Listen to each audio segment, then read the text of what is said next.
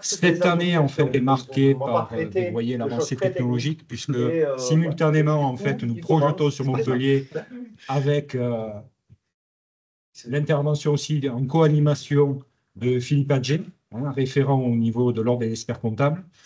Donc moi-même, Thierry Lehmann, expert comptable, je représente aussi le CROEC. Et ensuite, il y a aussi la compagnie régionale des commissaires aux comptes avec Thierry Bergès, qui a l'autre atelier, puisque vous avez fait la sélection par rapport à cet atelier. Et encore une fois, je voudrais remercier tous les intervenants et partenaires, parce que mine de rien, vous êtes venus peut-être aussi pour la conférence débat avec Brigitte Clavanier, qui aura lieu à compter de 15h30.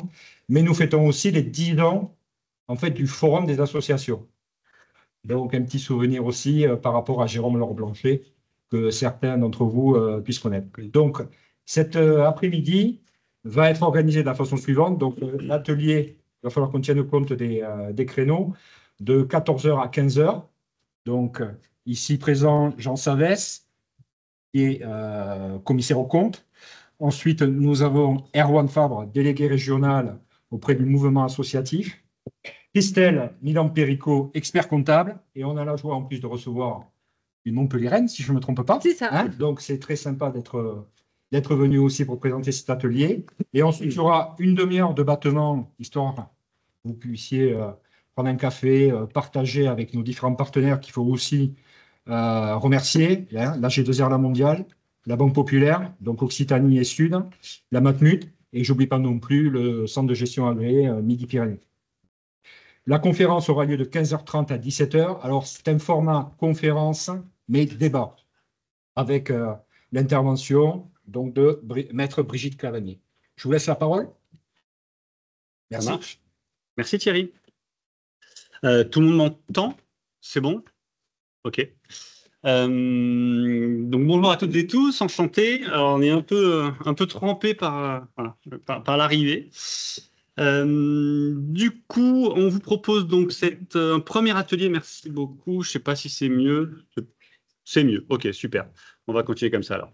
Un premier atelier sur les sujets gouvernance, qualité de vie au travail, association employeur. Comme vous voyez, ce n'est pas du tout large et il n'y a pas énormément de choses à dire. Donc, je pense que ça va être hyper synthétique. Et notamment avec une partie en finale sur l'identification des pratiques émergentes sur les critères extra-financiers. Donc, je ne vais pas nous représenter, on l'a fait. Je vais démarrer par un petit rappel basique, hein, mais qu'il faut parfois refaire sur la définition d'une gouvernance. C'est bon pour vous? Ouais, c'est bon hein, pour moi. Enfin, en tout cas, c'est bon? OK. Pardon, on se calme. Petit rappel, donc la gouvernance, évidemment, désigne les règles et processus qui définissent de quelle manière les acteurs hein, et donc les associations participent à la concertation, la délibération et la prise de décision. Évidemment, l'objectif d'une gouvernance, c'est qu'elle soit la plus large possible, qu'elle puisse, comment dirais-je, pouvoir traiter l'intégralité des responsabilités de l'association et puis de faire vivre un petit peu le projet collectif et de travailler réellement sur les principes de démocratie. Donc, dans les instances de gouvernance, vous n'êtes pas sans savoir sur une association, les statuts vous donnent une liberté assez forte pour pouvoir organiser votre gouvernance. Il n'y a pas deux associations qui sont organisées parfaitement de la même façon, même si des modèles sont assez répandus de façon assez identique, bureau, conseil d'administration, le plus souvent en tout cas, même si on peut leur donner d'autres noms. Mais en tout cas, un des objectifs, notamment quand vous discutez avec vos partenaires, c'est bien de pouvoir présenter comment est organisée votre association et comment sont prises les décisions et de la manière la plus collective, transparente possible. On y reviendra peut-être tout à l'heure sur la conférence de Brigitte Clavanier, mais c'est notamment un des éléments qui peut être regardé à un moment donné par certains acteurs, notamment l'administration fiscale, sur comment vous êtes gouvernant, comment vous êtes géré et quelles conséquences ça peut avoir sur votre fonctionnement. Très rapidement également, sur les différents types de ressources humaines d'une asso, vous le savez aussi, donc je vais être très rapide, mais malgré tout, quelques éléments qui sont parfois pas toujours hyper respectés. Donc évidemment, on a des salariés dans les assos, enfin on peut en avoir. Donc, qui dit salarié dit contrat de travail et lien de subordination permanente. On a des bénévoles. Donc, on est bien d'accord qu'un bénévole, c'est quelqu'un qui s'engage librement pour une action non salariée et hors de son temps professionnel et familial. Et ensuite, on a les volontaires, service civique notamment, mais pas que, avec un petit sujet à voir, notamment dans certaines assos, où ne pas confondre volontaires et salariés déguisés en tout cas, c'est bien notamment un sujet un peu fort qui est il ne doit pas y avoir de lien de subordination entre l'association et le volontaire. C'est bien un engagement commun autour d'un service et d'un projet qui est porté de façon concomitante entre l'association et le volontaire. Je dis ça parce qu'on a un certain nombre peut-être de cas d'associations, quand on voit un certain nombre de services civiques notamment qui sont proposés, où on peut parfois, si on était tatillon, revoir peut-être le sujet et le lien de subordination. Hop, je suis pas là, je suis là.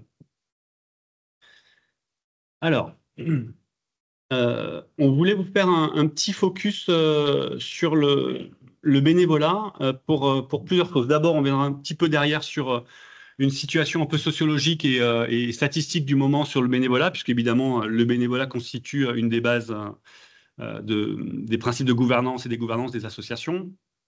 Et en même temps, il me semble important de remettre au centre du sujet la place des bénévoles dans les associations, notamment dans des associations où il y a des salariés. Bon, alors, je ne vais pas tout vous lire, mais globalement, évidemment, les bénévoles sont essentiels pour toute association, et ils permettent aussi, au-delà de proposer des actions, des services auprès des acteurs du territoire et de mettre en œuvre le projet associatif de l'association, voire d'y contribuer, de le construire et de l'alimenter, évidemment. Il permet aussi, sur les dirigeants bénévoles en tout cas, ou ce qu'on va appeler les dirigeants bénévoles, c'est-à-dire les membres des conseils d'administration ou des bureaux, de gouverner l'association dans une logique désintéressée. Alors au sens évidemment fiscal du terme, puisque en général les gouvernants et les dirigeants bénévoles sont très intéressés par le projet de l'association, sinon il y a un petit problème, et dans le seul intérêt des bénéficiaires. Petit rappel simplement, alors on a mis un élément qui était de proposer des actions à moindre coût pour les bénéficiaires de l'association, évidemment, avec une précaution d'usage, c'est-à-dire qu'une association et un bénévole ne doivent pas se résumer qu'à de la main-d'œuvre gratuite pour vous, en tout cas pour les structures associatives. Et l'idée, c'est bien de permettre cette porosité avec les citoyens et les citoyennes, les habitants du territoire, qu'ils soient bénévoles ou adhérents. Alors, après, on le verra tout à l'heure, mais l'idée, c'est aussi comment vous faites dans vos structures. Aujourd'hui, on sait, alors il y a un parti pris ou une croyance, je ne sais pas si vous la partagez, on ne va pas faire un sondage ou un main levée, mais qu'il y a une crise du bénévolat dans le pays. Bon, on va le voir juste après, mais bon, ce n'est pas tout à fait la réalité. Par contre, il y a un vrai sujet de comment on passe d'adhérents à bénévoles et de bénévoles à dirigeants bénévoles. Alors, peut-être quelque chose qui va, en tout cas sur l'état actuel du bénévolat. Il ne vous a pas échappé qu'on a une transformation assez forte du bénévolat dans notre pays et du coup dans notre région et un peu partout. Une première info, mais que comme ça au moins ça va mieux en le disant. Il n'y a pas de crise de l'engagement. Voilà, il n'y a pas de crise de l'engagement ou du bénévolat. Les statistiques montrent qu'il y a de plus en plus de bénévoles dans notre pays, et c'est tant mieux. Donc, il y a différentes études qui viennent le prouver, que ce soit les travaux de Viviane Chernonog ou les travaux de Recherche et Solidarité, pour ne citer que. En revanche, il y a une forte évolution des formes d'engagement des bénévoles. Et du coup, il est évident que si les associations ne prennent pas en compte ou ne comprennent pas les évolutions sociologiques des bénévoles, ça va être compliqué de leur parler, de savoir comment les attirer et de savoir comment les conserver éventuellement, si c'est votre souhait, évidemment. Donc, quelques statistiques, mais là encore très rapides.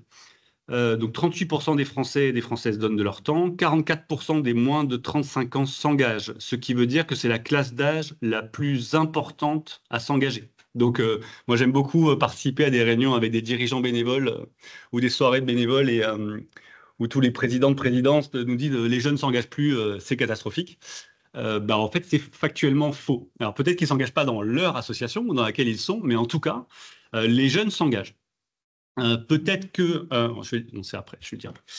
Et 24% des plus de 70 ans s'engagent. Et là, on a une petite crise, voire une grande. C'est la catégorie d'âge, les plus de 70 ans, qui connaît le plus de reflux d'engagement. Et ce qui pose problème, c'est que souvent, ce sont ces bénévoles-là qui sont dans les fonctions de direction et de gouvernance de vos associations. Et que donc forcément, ça c'est pour le coup complètement factuel. Et évidemment, il ne vous a pas échappé qu'entre 2019 et maintenant, il s'est passé un truc qui s'appelle le Covid.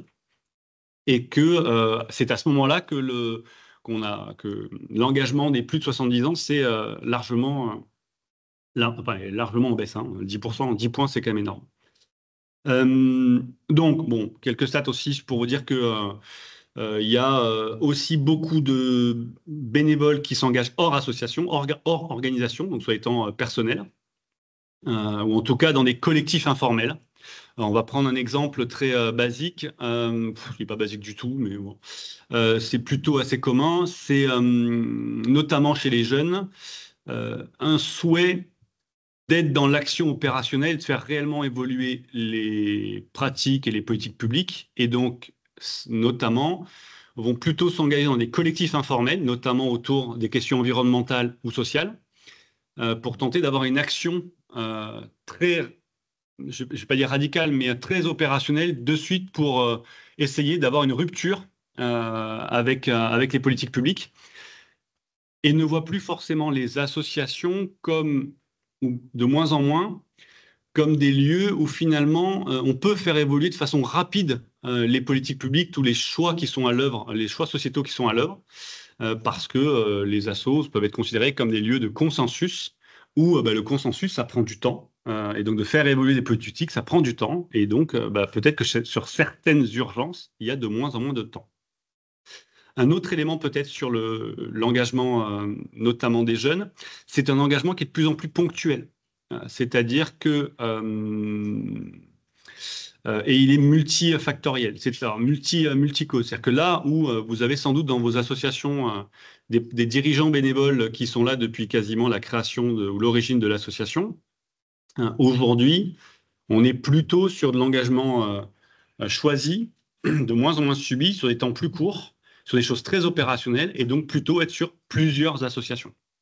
Donc du coup, ce qui veut dire que l'engagement qu'on pouvait connaître à une époque j'arrive, je suis adhérent, je donne un coup de main, je commence par donner un coup de main, finalement on m'amène au CA, au conseil d'administration, et je finis président ou présidente, c'est un schéma qui va être de plus en plus compliqué à mettre en œuvre, ce qui force nos organisations associatives à se poser la question de comment attirer, donner envie, notamment aux nouvelles générations, de s'inscrire dans la durée dans nos organisations. Et donc, pour le coup, un vrai sujet qui n'est pas le bénévolat qui est en augmentation, mais les instances de dirigeance, dirigeance ou de gouvernance associative, et donc les dirigeants bénévoles, où là, pour le coup, on a une vraie fragilité de ce modèle-là, avec des organisations dont les CA reposent sur de moins en moins de personnes. Et donc, il devient urgent de travailler au renouvellement des dirigeants bénévoles. Alors, je ne suis pas en avance, donc je vais essayer d'accélérer un petit peu. Donc, quelques bonnes pratiques pour travailler sur les dirigeants bénévoles de demain.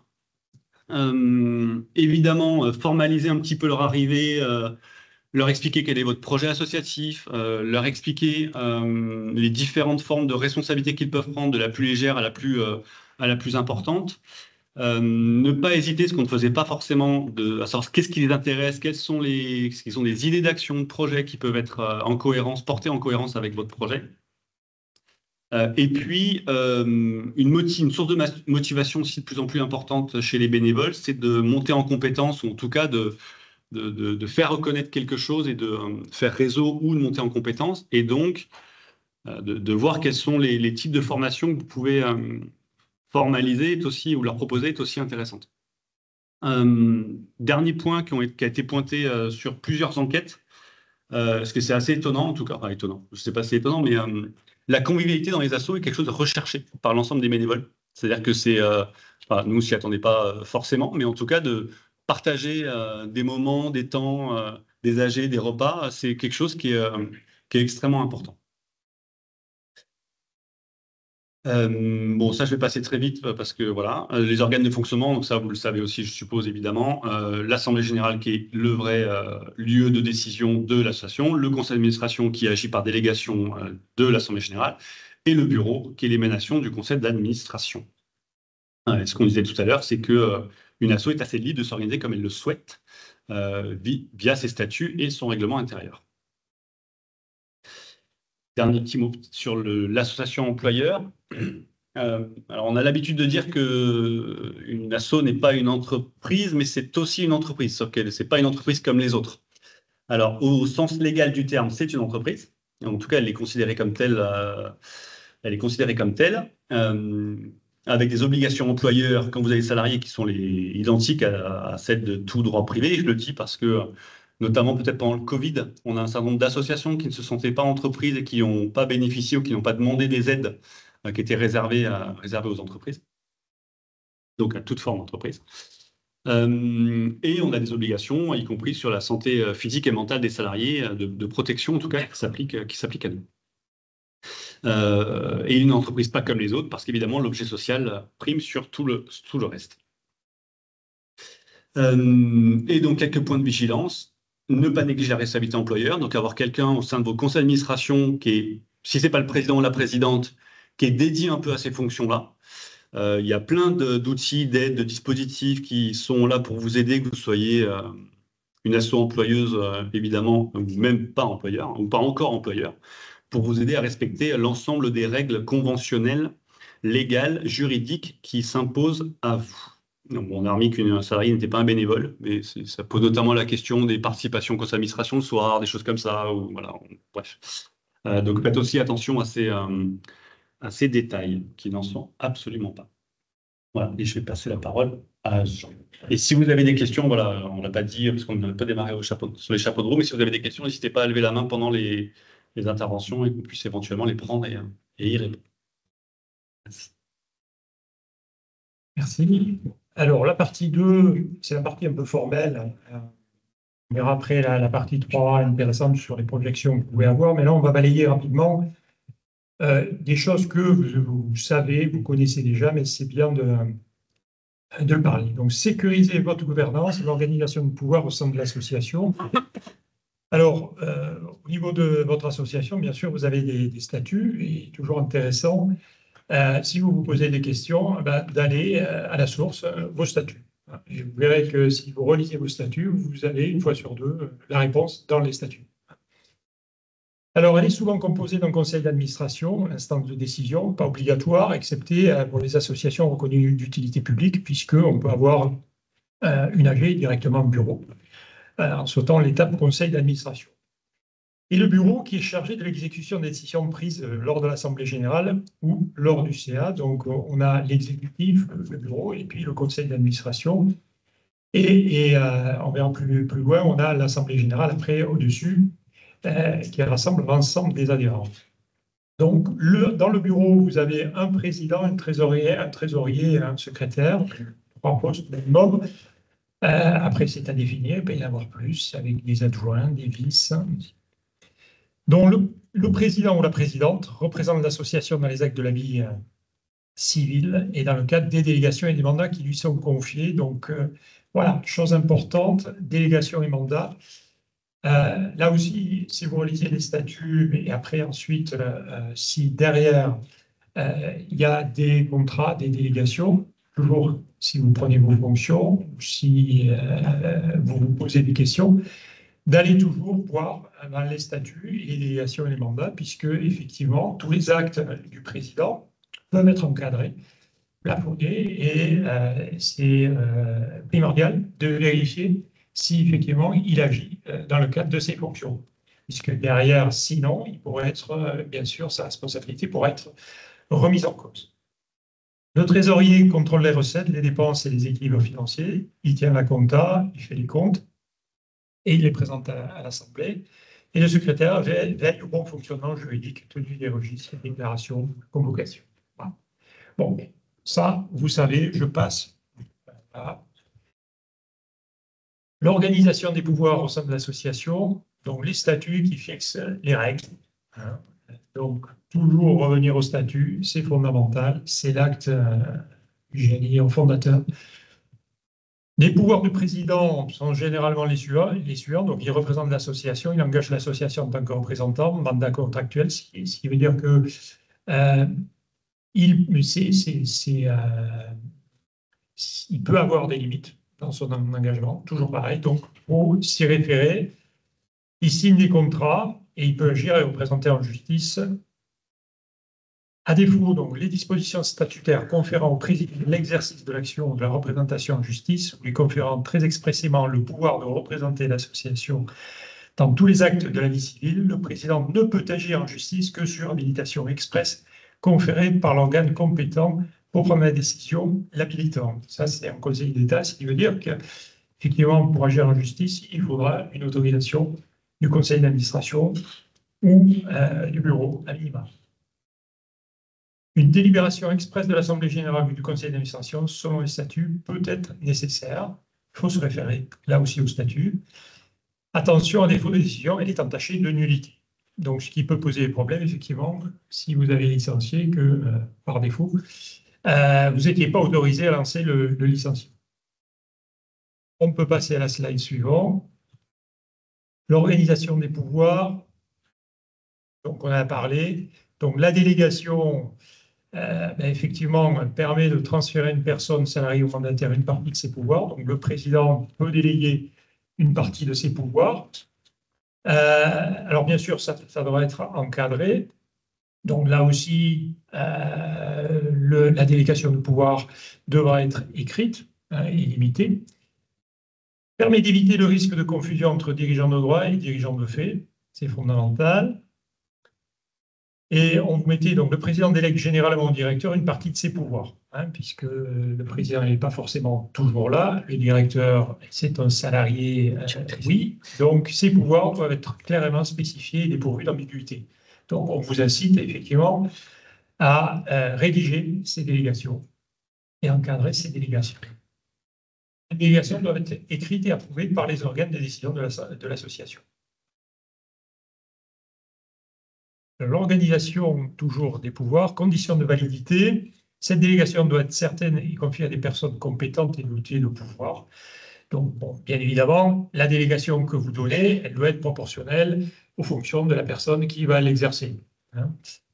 Toute subdélégation, c'est-à-dire sous-délégation, doit être en principe autorisée dans la délégation principale. C'est-à-dire, on prévoit dans la délégation principale la possibilité de déléguer une partie de cette délégation. Vous voyez, c'est en cascade. Et seule une partie des fonctions peut être déléguée via ailleurs. Le président ne peut pas déléguer ses fonctions au directeur. Ce n'est pas possible. Alors, voilà. J'appuie là plus particulièrement sur la responsabilité, puisque souvent on voit des bureaux d'association avec des bénévoles, donc des gens de bonne volonté, qui donnent de leur temps, qui n'étaient pas forcément dans les tuyaux de ce qu'est une association ou un organisme, et qui se retrouvent à la tête d'un bureau, d'un conseil d'administration, sans vraiment savoir leurs responsabilités. Il faut savoir que les dirigeants d'association sont pleinement responsables de leurs actes et des actes de l'association. Il y a une responsabilité civile ou pénale. Donc, si vous allez devant un tribunal, vous serez jugé comme n'importe qui. Et je dirais même que par rapport à une société commerciale où la responsabilité des associés, elle est limitée au montant du capital social, on n'a pas de capital social dans une association, donc pareil, on pourrait presque dire qu'un dirigeant d'association a presque plus de responsabilité qu'un dirigeant de société. Donc, faire bien attention, et c'est pour ça qu'on vous parlait de délégation, d'encadrement de délégation. J'agis dans le cadre des fonctions qui me sont données, avec les délégations et les plafonds qui me sont donnés. À ce moment-là, ma responsabilité ne peut pas être engagée, celle de l'association, oui, hein, puisque aujourd'hui, on va avoir une personne morale condamnée. Mais si vous dépassez vos fonctions, si vous outrepassez vos fonctions, ça peut se retourner contre vous. Donc, vous pouvez être mis en responsabilité. Hein, que ce soit bien clair dit, responsabilité civile. On cherche donc à indemniser la personne victime, et responsabilité pénale, on cherche à punir l'auteur des faits. Voilà. C'est deux procédures séparées, parallèles. C'est une spécificité du droit français latin. Voilà, donc ça c'est vraiment un message, un leitmotiv qu'on veut vous faire passer. Attention, responsabilité, votre responsabilité. Alors je ne parle pas des salariés, hein, je parle plutôt des salariés aussi, hein, bien sûr, s'ils outrepassent leur fonction. Et je parle là des membres du bureau, des bénévoles, président, trésorier, secrétaire, voilà. Et principalement le président, puisque en dernier recours, c'est lui qu'on va venir voir. Voilà. Et je pense que pour ma partie, il en reste une, oui, la responsabilité donc vis-à-vis des tiers. L'association est engagée vis-à-vis des tiers par les actions de son dirigeant mandataire. Elle est déchargée de sa responsabilité si son dirigeant outrepasse le cadre des fonctions et délégations, on l'a dit. Et dans ce cas, le dirigeant est directement et personnellement responsable. Et l'association peut éventuellement agir en responsabilité contre son dirigeant. Ouais. Alors, peut-être un dernier point, mais je ne suis pas sûr que beaucoup d'entre vous connaissent l'existence du contrat d'engagement républicain. Oui, cool, ouais, trop bien. Donc, petite vigilance, donc, vous le savez pas, c'est une obligation de signer le respect, donc tout asso qui demande des financements publics et se sert des CERFA type signe deux choses. Signe notamment comme quoi on respecte la charte des engagements réciproques, qui, elle, est un contrat de confiance entre les associations et les pouvoirs publics. Et on signe aussi désormais, depuis la publication, le contrat d'engagement républicain, qui, lui, est plutôt un contrat de défiance potentielle entre les associations et les pouvoirs publics. Peut-être une vigilance particulière sur au-delà du mot contrat d'engagement républicain, et la loi qui était le respect des principes républicains, où on doit respecter la République, la laïcité. Je pense qu'il n'y a pas grand monde qui peut s'y opposer en tant que tel. Par contre, la loi introduit des articles qui viennent mettre en responsabilité l'association pour des propos, des actes perpétrés par ses membres, voire ses adhérents. Du coup, on a quelques cas au niveau national. Alors, je vais les citer, mais il y a un dossier de presse qui est plutôt très bien fait, que vous pouvez retrouver. On vous a mis le lien, on vous enverra le PowerPoint, le support. Je vais en citer trois, le plus rapidement possible. Un, Alternative à Poitiers, qui a été suffisamment documenté et qui visait à remettre en cause un financement de la mairie de Poitiers, que la mairie de Poitiers avait octroyé à Alternativa. Un deuxième sujet, pour peut-être vous éclairer sur les risques encourus par le contrat d'engagement républicain. La Maison d'économie solidaire, qui est un lieu de Lille, qui est un lieu d'espace commun mutualisé entre plusieurs assos, donc qui prête qui prête ses locaux à ses adhérents pour tenir des réunions, prête une salle de réunion alors je crois que c'était Extinction Rébellion, qui organise une formation à la désobéissance civique. Et du coup, le préfet retoque la Maison de l'économie solidaire, en tout cas la met en cause via le contrat d'engagement républicain, pour une formation organisée par un adhérent dans ses locaux. Voilà, donc on est un peu loin en tout cas d'un acte délibéré ou intentionnel de l'association. Et on a récemment un cas d'une asso culturelle dans le Tarn-et-Garonne, qui est pas encore sur la place publique, hein, mais où pareil, il y a des adhérents de l'association, il y a 500 adhérents à peu près, des adhérents qui auraient des comportements violents, localement anarchistes à titre personnel, Et comme ils sont très connus pour être des militants de l'asso, c'est la responsabilité de l'association qui est recherchée par le préfet et qui écrit noir sur blanc que, au titre du contrat d'engagement républicain, l'association n'aura pas les subventions qu'elle a demandées. Donc, les cas réels sont extrêmement rares. Donc, je vous encourage, si jamais vous êtes concerné ou vous avez des assos qui sont concernés, à nous en faire part pour qu'on puisse se mettre en lien avec les avocats qui s'occupent notamment de tous ces cas. Bon, une petite information, une alerte particulière. Par contre, ce qu'on ne maîtrise pas, puisque le caractère de la subvention est discrétionnaire, c'est aussi les cas où finalement le CER pourrait être mobilisé, mais il n'est pas officiellement mobilisé, ou en tout cas cité, et où les assos n'ont pas de financement. Voilà. Donc, en tout cas, il y a un petit risque là-dessus, et aussi, voilà, c'est aussi un contrat qu'on appelle à abroger, puisqu'on estime qu'il nuit aux libertés associatives. Voilà. Merci, Christelle. Merci. Donc, troisième et dernier volet, là, on va peut-être rentrer sur des sujets qui sont beaucoup moins réglementaires. En fait, nous, on a englobé ça sous une terminologie, voilà, on va parler des critères extra-financiers quant à leur élaboration et éventuellement leur publication. Parce qu'en fait, vous avez sûrement tous entendu parler de ces sujets un petit peu émergents encore au jour d'aujourd'hui dans le secteur associatif. On en entend aussi beaucoup parler dans le secteur, bien évidemment, des sociétés. On va essayer on va dire, de faire un point au jour d'aujourd'hui, de savoir où on en est. Quel est l'intérêt pour vous dans vos structures, quel est l'intérêt de commencer à regarder ces sujets-là, que l'on soit une petite ou une grande structure, et le cas échéant, comment est-ce qu'on peut s'y prendre et adopter une méthodologie là-dessus. Alors, peut-être premier volet un petit peu de sémantique. Bon, je fais juste un simple rappel de ce qu'est, du moins de la définition de la RSE, donc responsabilité sociale des entreprises. Donc, puisqu'en fait, il y a une définition qui a été donnée par la communauté européenne. Donc, c'est la responsabilité des entreprises vis-à-vis des effets qu'elles exercent sur la société. La RSE désigne la contribution des entreprises aux enjeux du développement durable, entreprise au sens large, en fait, pas que au sens juridique.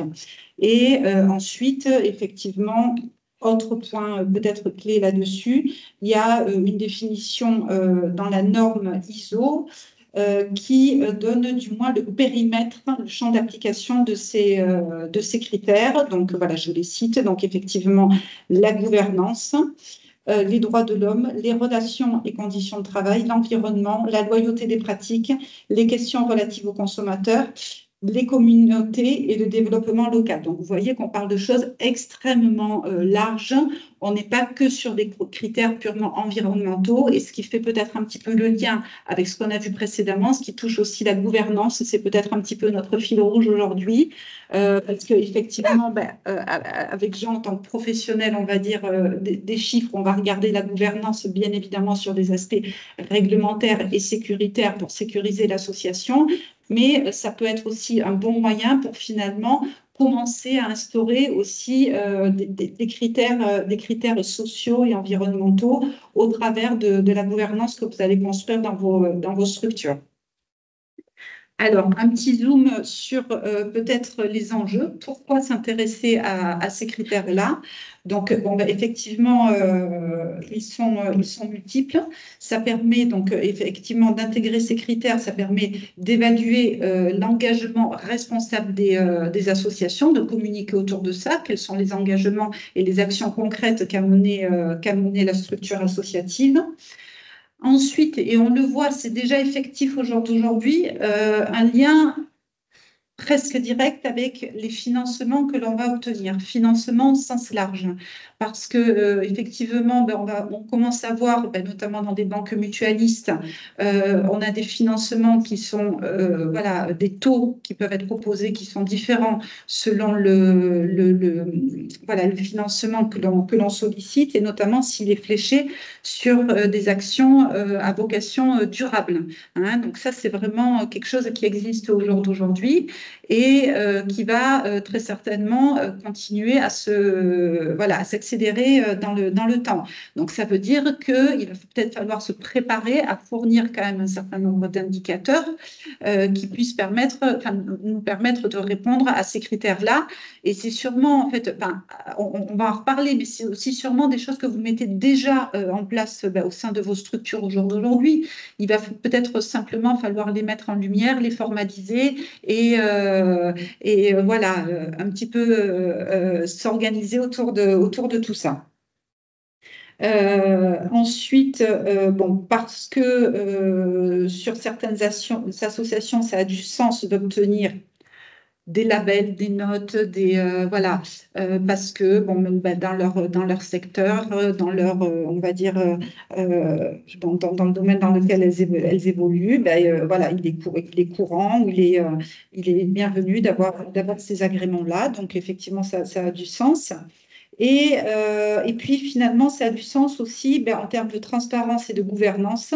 On y revient, de bien prouver qu'on a une gouvernance qui est transparente et responsable. Et ça, c'est un peu pour toutes les parties prenantes. Ça va être, alors je disais pour les financeurs, donc certes les banques, mais ça va être aussi quand vous obtenez des financements qui soient publics ou privés, hein, on va dire, de sociétés quelles qu'elles soient.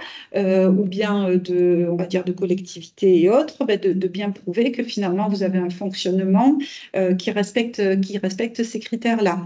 Hein, donc aujourd'hui, c'est pas spécifiquement demandé en principe sur des financements publics, mais c'est vrai que c'est quand même pas mal de pouvoir commencer à préparer ces sujets et à construire sa gouvernance justement autour de ça.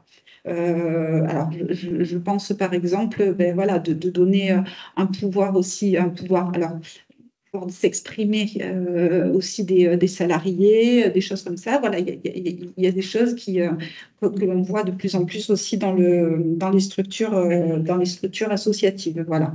Et bien évidemment, après, ça va faire le lien avec tout ce qu'on va voir par la suite, parce que vous allez voir que côté, je vais être obligée de décrocher un petit instant du monde associatif pour parler des sociétés, tout simplement pour vous faire part peut-être un petit peu d'un sujet qui peut déborder par un peu la théorie du ruissellement, c'est-à-dire qu'en fait les sociétés, alors voilà un terme. Si on y croit. Voilà. Alors aujourd'hui, mais c'est vrai que, comment dire, tout simplement parce que les sociétés vont être dans l'obligation, et ça on va un tout petit peu en parler quand même, de décrire des choses sur leur politique RSE au sens large. On va voir pourquoi et comment. Et en fait, il y a une notion de chaîne de valeur. Et c'est vrai que finalement, on va regarder un petit peu tout ce qui se passe en amont et en aval de l'entreprise. Et c'est vrai que, alors, même si, Erwan sera d'accord avec moi, même si, on va dire, le mécénat ne constitue qu'une faible partie des ressources, très, très faible partie des ressources des associations, on peut avoir quand même des cas où, effectivement, on va avoir des dons, du mécénat, des subventions de sociétés qui elles-mêmes seront dans l'obligation de produire des critères environnementaux, et elle va aussi un petit peu regarder ce qui se passe chez vous parce qu'elle est obligée de, entre guillemets, consolider les données de toute sa chaîne de valeur. Voilà. Donc là, on est sur des choses qui sont totalement émergentes au jour d'aujourd'hui, mais c'est vrai que l'objectif là, c'était d'attirer votre attention aujourd'hui là-dessus. On va rentrer un petit peu dans le détail de tout ça. Alors, effectivement, juste pour vous donner peut-être une petite feuille de route, alors après, ça nécessiterait de passer beaucoup de temps là-dessus, mais juste les grandes lignes pour peut-être essayer de construire en interne une stratégie RSE, parce qu'encore une fois, premier sujet, donc un diagnostic interne, parce qu'il y a très certainement des choses que vous faites déjà. Et ça, je pense que le monde associatif est sensibilisé depuis bien longtemps sur ces critères sociaux notamment. Donc, identifier les actions existantes, comprendre votre impact social et environnemental, Donc déjà, l'identifier. Ensuite, se fixer des objectifs précis, mesurables, atteignables et réalistes. Alors après, on va voir qu'en fait, effectivement, sur les indicateurs que l'on peut produire, alors pourtant, c'est une professionnelle du chiffre qui vous parle. Voilà, on a un éventail de possibilités quand même, finalement, sur les indicateurs que l'on peut produire. Donc, et qui correspondent très certainement le plus avec l'ADN de la structure associative aussi. Donc voilà, donc il faudra aussi peut-être mettre des priorités, le zoom sur quels critères. Voilà, hein. Là aujourd'hui, on va un petit peu parler des sujets sociaux, mais après, effectivement, chacun est libre aussi de développer ses propres sujets, ses propres critères. Ensuite, établir un plan d'action à mener, donc des indicateurs, comme je disais, des indicateurs précis à mener. Autre sujet crucial, les ressources nécessaires, hein, parce que ça veut dire qu'à un moment donné, il va falloir en interne donc aller rechercher les données ou les variables et les faire vivre, les formaliser, les mettre en lumière, s'en tenir à des délais aussi. Donc ça, c'est un petit peu plus compliqué, surtout quand on a des fois des fonctions support un petit peu réduites. Donc ça, c'est pas toujours évident. Il faut peut-être essayer d'avoir des choses un peu transversales, mais c'est effectivement le gros sujet. Ensuite, donc, une communication, ça peut être aussi des choses très, très simples aussi, hein. On n'est pas obligé d'avoir des rapports de plein de pages, mais effectivement, voilà, ça peut être quelques indicateurs petit à petit et que l'on fait vivre finalement tous les ans. Et enfin, donc effectivement, dernier sujet, mesurer l'impact de ces actions et en fonction, ajuster la stratégie selon les résultats obtenus. Ensuite, sur le slide suivant, là, je vous ai mis un petit peu un melting pot, voilà, enfin non, quelques exemples de différents labels et d'indicateurs que l'on peut avoir. Et en fait, c'est pour juste simplement, l'objectif, c'est de faire de vous montrer que malheureusement, c'est une des grosses difficultés, c'est qu'à ce jour, il n'y a aucun référentiel qui s'impose au monde associatif, en fait, hein. Donc, tant mieux. Oui. Ou tant mieux. Ou tant mieux. Enfin, à l'inverse, effectivement, des entreprises. Donc, chaque structure associative, libre ou pas de choisir finalement un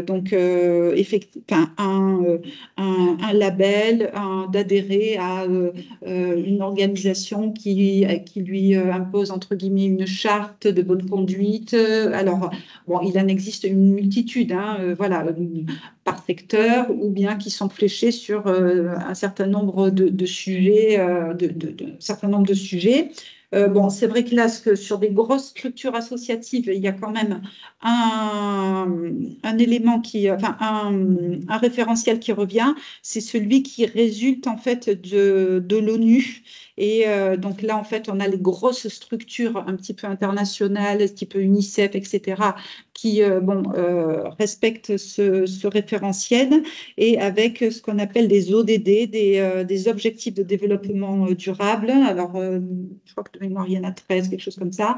Et donc, en fait, elles mettent en œuvre des rapports qui montrent qu'elles respectent ces engagements. Alors, le fameux sujet qu'on va développer juste après, donc la CSRD, donc ça, pour le coup, on va rentrer dans le détail un tout petit peu, et c'est là qu'on va s'écarter, on va en parler, parce que ça, c'est effectivement les normes européennes qui ont été publiées en 2013 par donc effectivement l'Union européenne, qui sont fléchées sur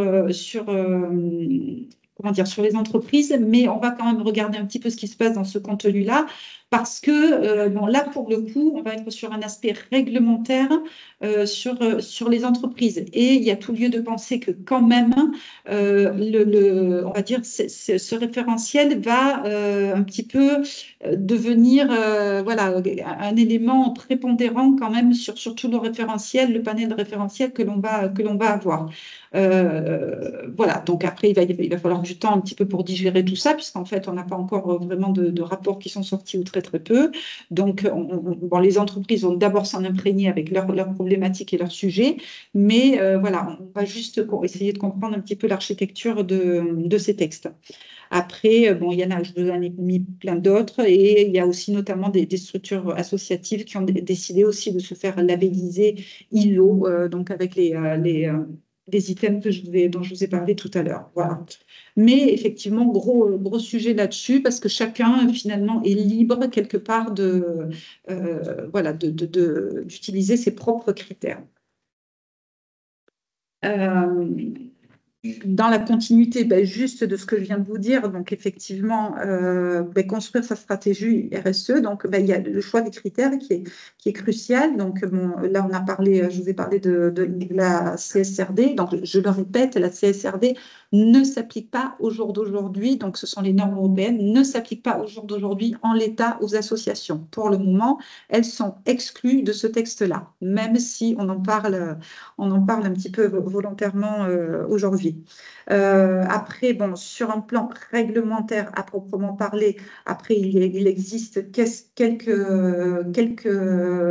réglementations environnementales. Donc, bon, les associations de plus de 500 salariés, donc c'est pas tout le monde, qui ont quand même l'obligation de publier un bilan carbone tous les 4 ans. Voilà. Et après, donc, c'est vrai que ça peut être intéressant aussi pour vous d'aller voir quand même. Alors, bon, effectivement, il y a des très grosses, comme je vous disais, des très grosses structures associatives qui publient leur rapport de durabilité. Il n'y en a pas beaucoup, mais bon, après, bon, forcément, ils ont des équipes dédiées là-dessus. C'est des choses qui travaillent. Ils ont, voilà.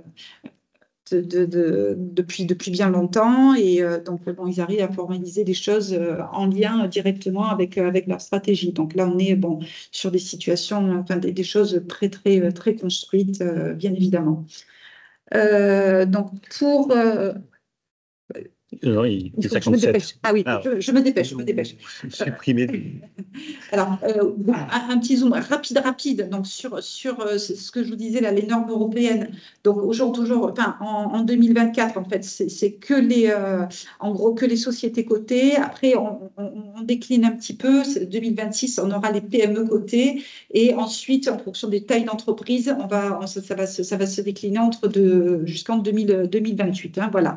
Donc c'est pas tout de suite, mais effectivement, peut-être avoir quand même voilà, s'il y a des financements, si vous avez des financements privés, regardez si, le cas échéant, vos financeurs sont concernés.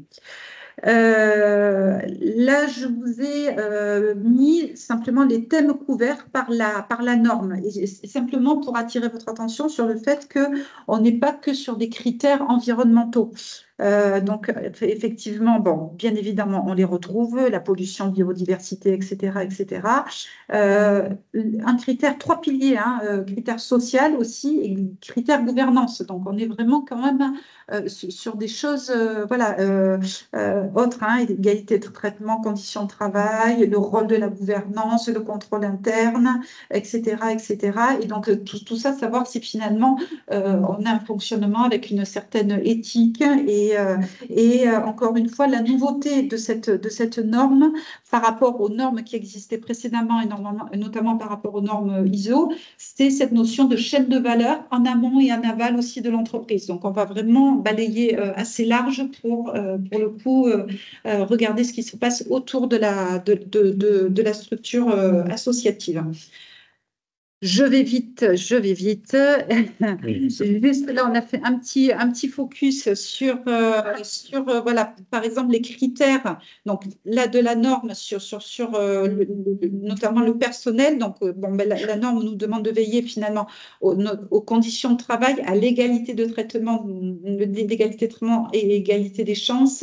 Alors après, il y a des choses, ça s'inscrit dans des choses où on n'est pas, enfin, on est concerné de très loin, parce qu'après, bon, forcément qu'en France, tous les salariés ont une protection sociale et autres, mais il peut y avoir quand même d'autres sujets, notamment. Et alors, par contre, si on décline ça finalement dans le secteur associatif, on peut quand même se poser la question des indicateurs qu'on pourrait mettre, parce que bon, il y a voilà, le nombre total de salariés, après, bon, il en existe peut-être d'autres.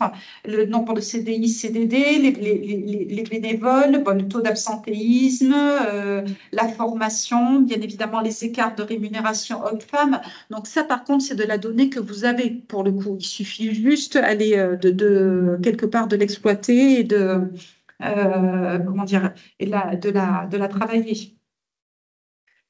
Voilà, donc après, ça, c'est des choses, effectivement. Après, il existe plein d'autres critères, mais sur des critères environnementaux, enfin, il y a des choses toutes simples hein, que vous pouvez mettre aussi en avant sur ben, les variations en termes de consommation de fluides, sur ben, les kilomètres parcourus en voiture ou autre. Et bien évidemment, ben, je fais le lien toujours avec notre fil rouge de la gouvernance, hein, la composition du conseil d'administration, la composition d'une équipe éventuellement RSE, voilà, les mesures pour faciliter la transparence aussi des décisions. Tout ça, c'est des choses qui ont du sens, voilà, dans cette vision. Voilà. Ouais, pardon. Mais je te laisse. Ben, vas-y. Non, mais peut-être, pardon. Peut-être pour dire que même si effectivement ces normes-là ne s'appliquent pas aux assos, les items qui sont posés ne sont pas inintéressants et c'est pas inintéressant qu'on se les pose aussi en termes de fonctionnement plus global. On peut citer aussi le guide des bonnes pratiques de l'ESS qui date un peu maintenant, hein, parce que je crois qu'il est de 2016 et que pas grand nombre d'entreprises de l'ESS sont appliquées, mais qui vient aussi regarder ces différents sujets de façon globale. Et de voir comment on n'est pas, parce qu'on a un peu tendance parfois à développer que nos actions. Voilà, on fait nos actions, nos projets politiques, nos projets associatifs. Et c'est intéressant d'aller voir un peu l'ensemble des autres critères. Voilà, on parlait d'égalité des chances, il y a plein de sujets qui sont dans ces normes-là, qui me semblent être intéressantes quand même à regarder de temps en temps pour un peu avoir un panel à 360 de qui on est et si vraiment on est cohérent entre ce qu'on affiche et ce qu'on fait. Voilà, je trouve ça pas mal. Et surtout que enfin, on est à peu près tous persuadés que vous faites plein de choses, voilà, très bien sur tous ces sujets. Après, bon, je vais passer vite parce que j'avais mis juste, bon, effectivement, parce que je trouve que c'était intéressant d'aller voir. Bon, ça, c'est vraiment une très très grosse structure, la Fondation de France, qui publie justement de la donnée là-dessus. Après, on est sur une autre sphère, hein, mais enfin, effectivement sur comment dire, elle formalise tous ses engagements au sens des objectifs de développement durable, etc., etc. Voilà, donc après, bon, ça, vous trouverez toute la donnée sur leur site. Après, c'est assez bien, je trouve que c'est assez bien fait.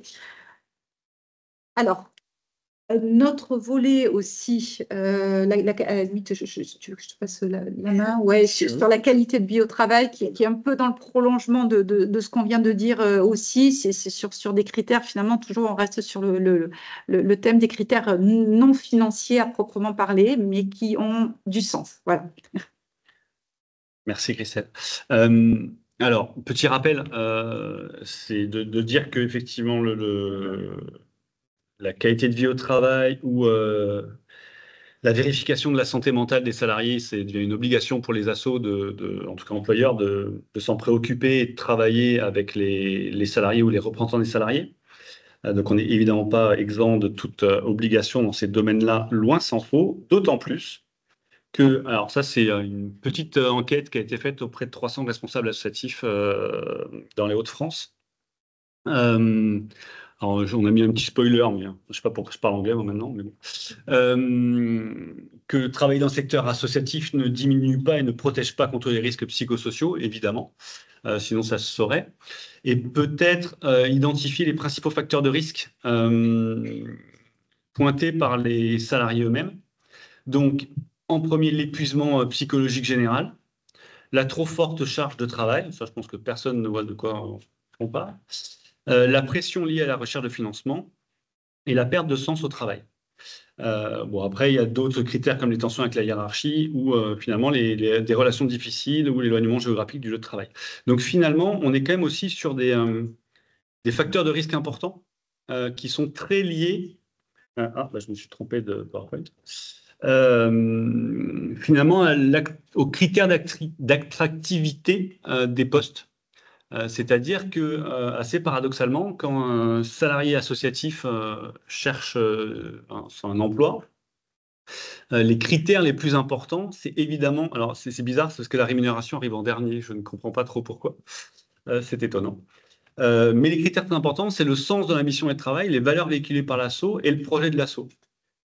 Et finalement, les critères qui sont moins importants, ou moins recherchés, moins questionnés, c'est les conditions de travail, la conciliation avec la vie personnelle.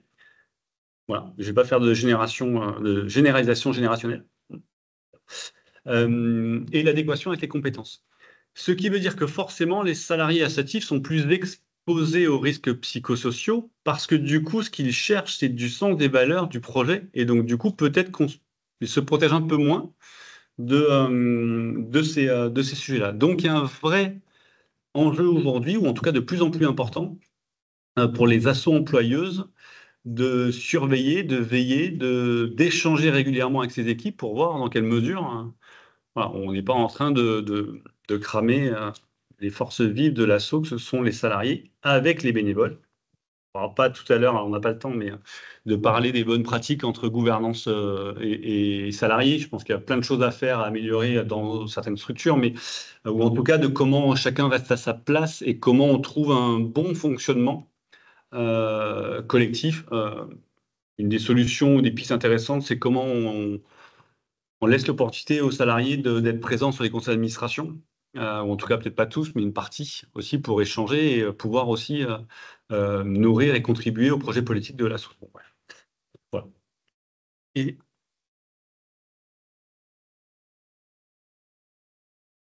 Et on a fini pour cette longue intervention.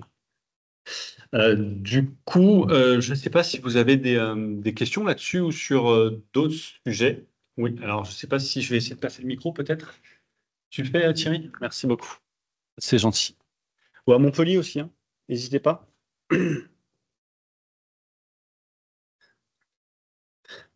Bonjour, Roland Jourdain de Nature Occitanie.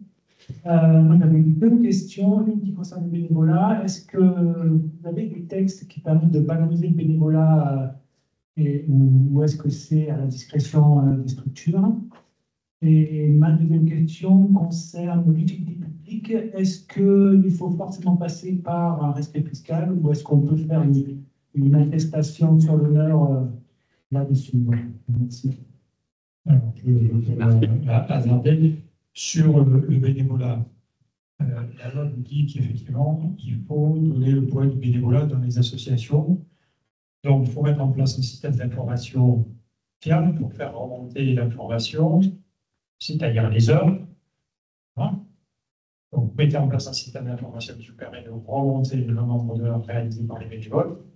Et en matière de valorisation, alors, il n'y a pas de texte particulier, mais valoriser sur la base d'un SMIC horaire, c'est parfaitement accepté. Et c'est, je vous dis simplement, pour donner une information dans l'annonce. Hein, donc, ce qu'il faut, c'est mettre en place un système d'information qui va avoir cette remontée d'information. Voilà.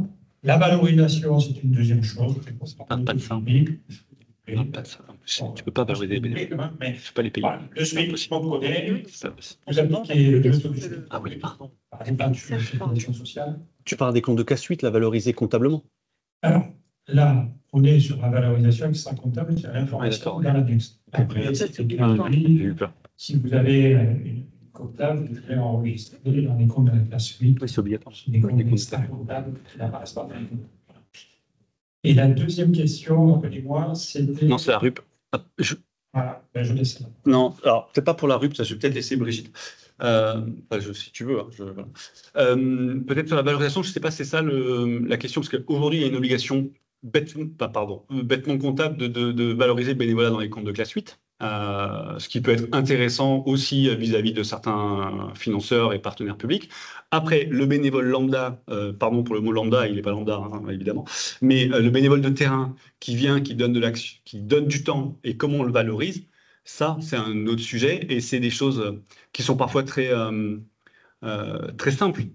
Ça peut être de parler de l'action qu'il a faite à un moment donné dans les instances ou dans les assemblées générales. Ça peut être d'avoir une petite fiche mission qui permet de valoriser le temps qu'il a fait. Donc, c'est pas ça. Vas-y. Et en fait, nous, on se sert du bénévolat surtout pour augmenter les assiettes. Ah, bah voilà, d'accord. Donc, tu parlais bien comptable. Ok, Voilà. j'ai raté. Et donc, le plus simple, c'est de le faire avec le SMIC. Enfin, en tout cas, à la base, ça, c'est le plus simple. Après, en fonction du type de bénévole, l'expertise, c'est une discussion avec le CAC, notamment, et l'expert comptable, de voir, en fonction de la convention collective, à quel niveau tu peux l'indexer pour pouvoir, derrière, valoriser peut-être un peu plus de temps. Enfin, en tout cas, peut-être sur la RUP. Si tu veux, On a une question à Montpellier, une remarque à Montpellier. Ah. Parce qu'il faut venir ici. Pardon. Allez-y, Montpellier. Oui, c'est pour dire, en fait, il y a des financeurs sur lesquels on peut valoriser, par exemple, en Europe, le live, on peut complètement valoriser le bénévolat. Ça rentre dans le modèle économique. Donc, moi, je ne l'ai pas entendu. Hein. Oui, ouais.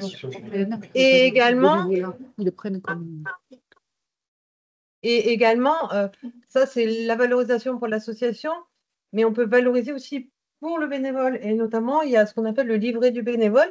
Bien sûr. Et dans lequel vous pouvez noter les actions professionnalisantes que fait le bénévole. Donc, ça, c'est super intéressant pour les jeunes, par exemple.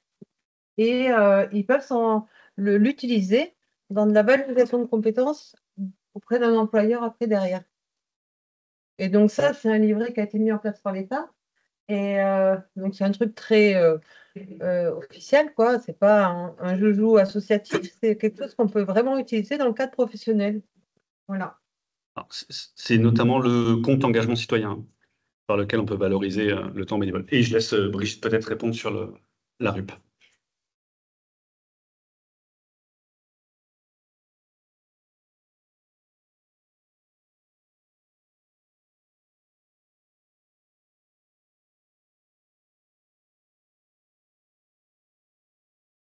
L'association prise en compte dans le cadre de l'appréciation du montant de la subvention qui va être allouée sur le plan européen. Le deuxième élément, c'est que toujours aussi sur le plan européen, les aides européennes, il y a la vérification du service fait qui est déléguée en France à des cabinets d'audit qui ne connaissent pas forcément fort bien le secteur associatif. Et il est arrivé de constater qu'un de ces auditeurs avait pris en compte cette valorisation du bénévolat qui intervient en bas de l'exploitation, donc il ne rentre pas dans le résultat de l'exploitation, l'intégrer dans le résultat de l'exploitation pour dire vous avez fait des bénéfices grâce aux bénévoles, donc je retranche mon plan de la subvention que je vous alloue, puisqu'on ne doit pas faire de bénéfices sur les financements européens. Écoutez, pour moi, le bénévolat, c'est une non-dépense, et ce n'est pas égal. Donc, il faudra quand même, je ne sais pas si dans vos professions, vous avez la possibilité d'intervenir, faire un cours à ces auditeurs pour qu'ils comprennent le fonctionnement associatif. Et si, dans le cadre du plan comptable associatif, on a jugé utile de le mettre en bas de la présentation, c'est-à-dire après le résultat, ce n'est pas pour rien et ce n'est pas pour le faire remonter. Voilà.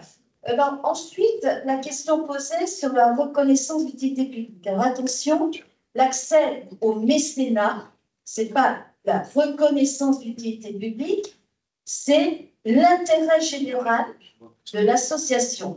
La reconnaissance d'utilité publique, ça nécessite l'adoption de statut type et une démarche auprès du ministère de l'Intérieur avec un avis du Conseil d'État.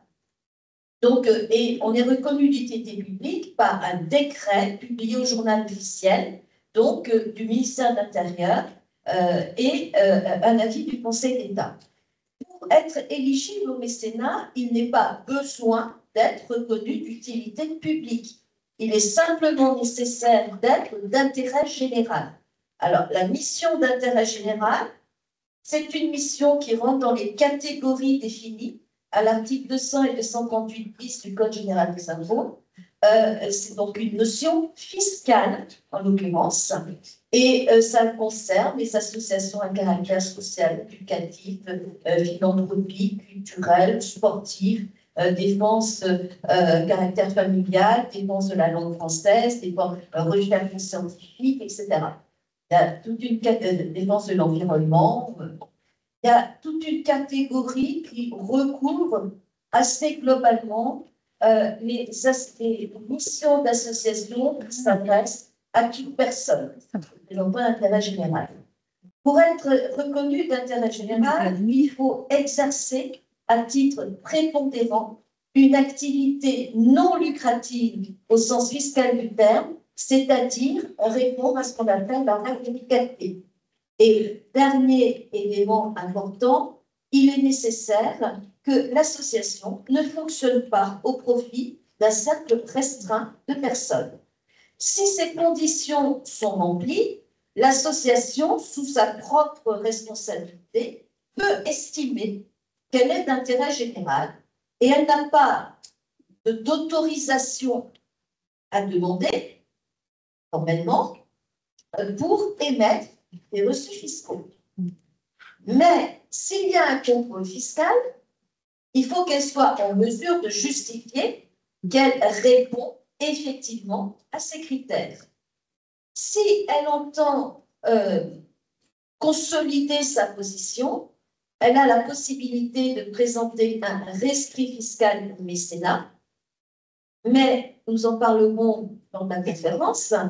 Attention, on ne fait pas ça sur un coin de table, ça nécessite une réflexion si on veut que ça passe, parce que j'ai beaucoup d'associations qui ont fait un rescrit fiscal un peu n'importe comment, et qui se retrouvent non seulement non éligibles au mécénat, mais assujettis aux impôts commerciaux. Donc là, ils ont tout gagné. Ah oui. Pour renverser la tendance. Donc, c'est deux notions différentes. Intérêt général au sens du mécénat, reconnaissance d'utilité publique, procédure administrative devant le ministère de l'Intérieur et les conseils d'État. Merci Brigitte. Le sujet sera réévoqué. Il y avait une autre question aussi tout à l'heure. Je vous propose peut-être de prendre s'il y a d'autres velléités de prise de parole après celle-ci, ou si on profite de la pause si vous avez des questions aussi. Si vous voulez une pause. Hein. On va faire une pause. Hein. Ouais. Administrateur d'un orchestre de musique baroque, vous avez utilisé plusieurs membres, les termes de membres, adhérents, bénévoles. La question toute simple. Les droits est assuré par l'assurance en cas d'accident, de responsabilité civile, objectif membre, tu payes une cotisation. Alors, moi, j'aurais envie de dire, ça dépend de type d'assurance que vous allez souscrire, mais en général, sur les discussions qu'on peut avoir ou qu'on conseille aux assos, c'est de préciser à votre assureur votre activité et l'intégralité des publics que vous souhaitez assurer, et du coup d'avoir en fonction l'assurance qui couvre l'intégralité de vos besoins. Donc, dans la culture, je ne sais pas, on sait que dans le sport, avec les licences sportives, la pratique des adhérents est couverte aussi par souvent des assurances qui sont dedans. Donc, il y a plus un besoin d'assurance des dirigeants bénévoles, d'assurance en responsabilité civile. Mais voilà. En tout cas, c'est ce que je vous dirais. Je ne sais pas si... Il me semble que dans certains cas, il me semble que pour les bénévoles, c'est une option en plus à souscrire. Voilà. Est-ce que c'est lié à paiement d'une cotisation? Il n'est pas obligé de payer une cotisation. Ça, non. En fait, le plus simple, c'est vraiment à chaque fois, en fait, chaque cas d'association est très différent selon ses statuts et selon aussi son règlement intérieur. Et le plus simple, c'est avec vos différents assureurs, de poser l'intégralité de votre fonctionnement et de votre chaîne de responsabilité, finalement, pour voir derrière quel est le contrat qui paraît le plus adapté. Je ne sais pas si vous avez des questions complémentaires. Je vous propose peut-être de faire une pause avant d'entamer avec la conférence de Brigitte. Merci à vous. N'hésitez pas si vous avez des questions ou des remarques complémentaires pendant la pause. Merci.